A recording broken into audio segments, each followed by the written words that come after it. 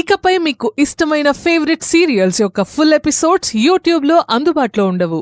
కేవలం సన్నెక్స్లో మాత్రమే ఫ్రీగా చూడొచ్చు. డైరెక్ట్ గా లోపలికి వెళ్ళిపోతుందేంటి? కొంపదీసి నా మీద డౌట్ వచ్చిందా?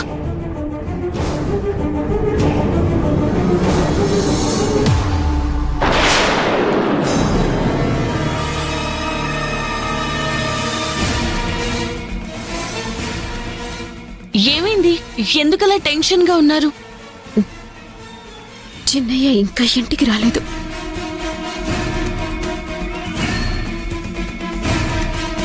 అయ్యో, ఇంకా ఇంటికి రాలేదా? ఫోన్ చేయలేకపోయారా? ఎన్నిసార్లు ఫోన్ చేసినా లిఫ్ట్ చేయడం లేదు. ఎక్కడికి వెళ్ళాడో మీకేమైనా తెలుసా? బుల్లెట్ కుమార్ కేసులో హత్య చేసిన వాడి గురించి ఎంక్వైరీ చేయడానికి చాలా చోట్ల తిరిగొచ్చాం. అప్పుడే మీరు వీడియో కాల్ కూడా చేశారు కదా.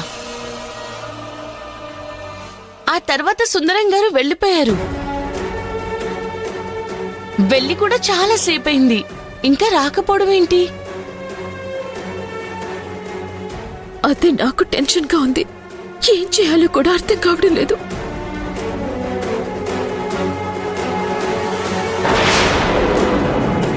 మీరేం టెన్షన్ పడకండి. తనేం చిన్నపిల్లాడు కాదు కదా. సుందరానికి డ్రింకింగ్ హ్యాబిట్స్ ఏమైనా ఉన్నాయా? అలాంటివేం లేవు. ఎందుకు? అలాంటి అలవాటు ఏమైనా ఉంటే మీకోసం బాధపడి తాగెక్కడైనా పడిపోయారేమోనని.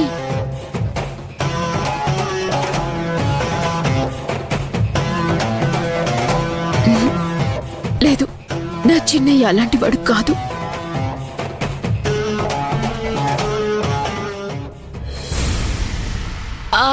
It's okay, వచ్చేస్తాడులే.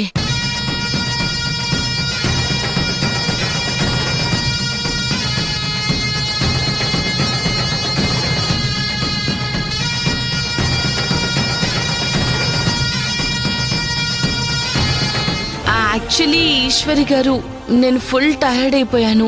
నిద్రపోదాం అనుకుంటున్నాను. ఇంతలోనే మీరొచ్చారు. ఐఎమ్ సారీ అండి. ఈ టైంలో ఇంటికి వచ్చి మిమ్మల్ని ఇబ్బంది పెడుతున్నాను.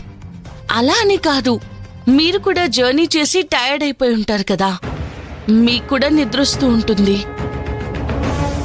లేదండి, అసలు ఆ బుల్లెట్ కుమార్ మా ఇంటికి రావడం ఏంటో, అత్తయ్య బర్త్డే పార్టీలో అతను చనిపోవడం ఏంటో, చిన్నయ్యని కాపాడ్డానికి నేను చేయని నేరం ఒప్పుకుంటే ఇప్పుడు అందరి దృష్టిలో నేనే హంతకురాలయ్యాను.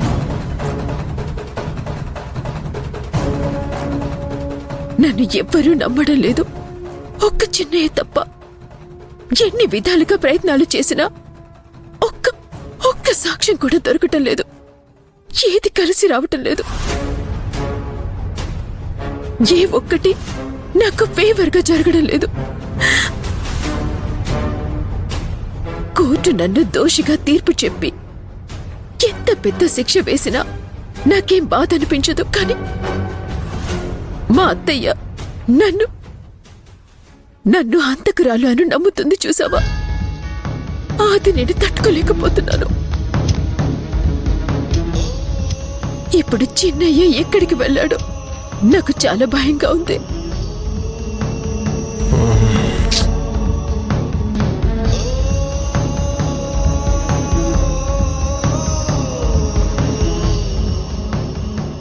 ఇది ఇంకా వెళ్ళేలా లేదు. సుందరాన్ని బయటికి రాకుండా మళ్ళీ పడుకోబెట్టాలి. ఇఫ్ యూ డోంట్ మైండ్, ఇప్పుడే వస్తాను.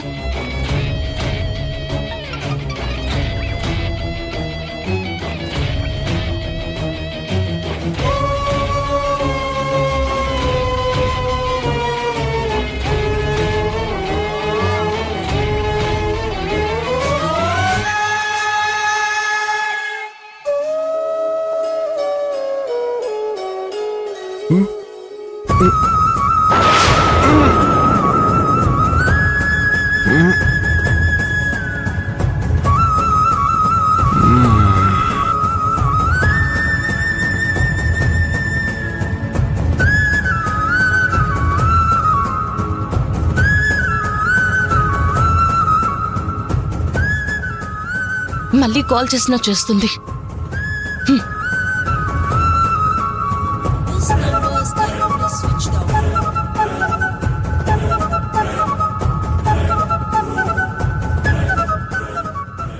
సారీ ఈశ్వరి గారు, వాష్రూమ్ కి వెళ్ళేసి వచ్చాను. అయ్యో, మీరెందుకు సారీ చెప్పడం?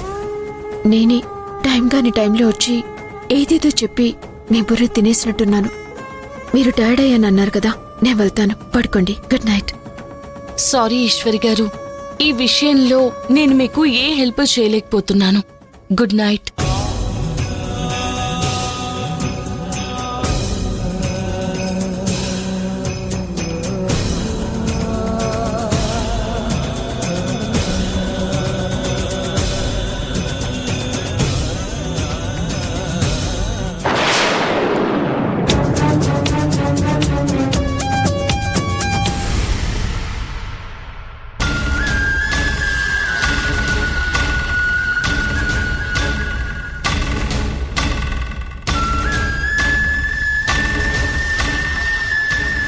ఆ రౌడీని నువ్వే చంపేసి ఆ నింద నా కొడుకు మీద పడేలా చేసి చివరికి సుందరమూర్తిని జైలుకి పంపించావు.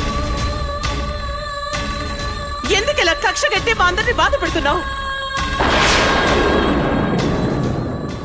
నువ్వు జైల్లో ఉన్నన్ని రోజులు కూడా నీకు బెయిల్ ఇప్పించడం కోసం పిచ్చివాళ్ల తిరిగాడు.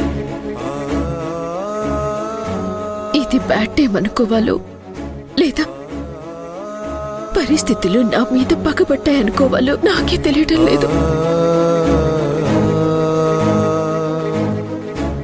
ఎందుకు దేవుడా నాకు ఎన్ని పరీక్షలు పెడుతున్నావు?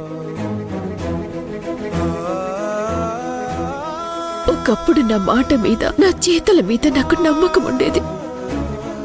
కానీ ఇప్పుడు నన్ను నేనేమీ చేయలేనేమో అన్న పరిస్థితికి తీసుకొచ్చావు. నా మీద నాకే చాలిస్తుంది.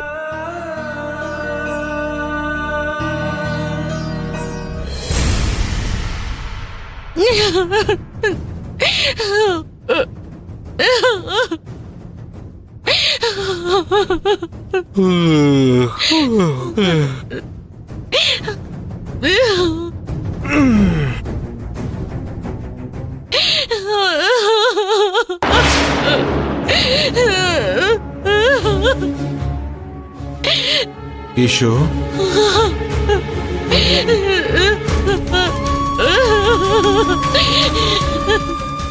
ప్రణతి గారు ఎందుకు ఏడుస్తున్నారు?